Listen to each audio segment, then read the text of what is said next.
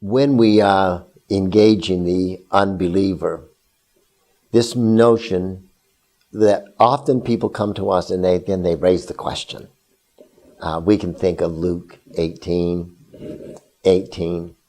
and the rich young ruler comes to Jesus, and he says, "What must I do to be saved?" Well, that's a question. But notice how Jesus turns it around and allows that man to live with that. And so he says, well, you want something to do? I'm going to give you something to do. Keep the commandments. Oh, he said, I've done that.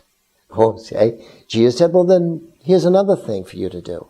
Sell all that you have and give your goods to the poor. And he goes away weeping. Now, Jesus turned around a question because he understood what is behind the question, because he understands humanity. So if we listening to questions, and this means we have to listen with deep intentionality.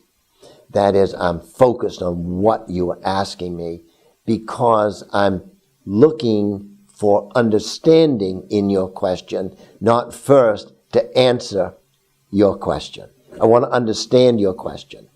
And I understand your question because I know humanity. I know something about humanity. Behind the question is something that all humanity is looking for, whether it be meaning, they have the desire for meaning, the belonging, etc.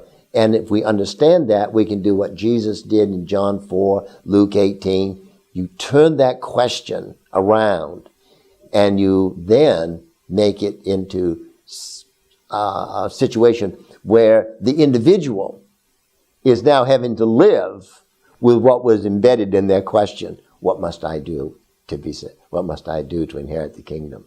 Well, now what we would want to do as good evangelicals is we'd want to say, no. You got it wrong here.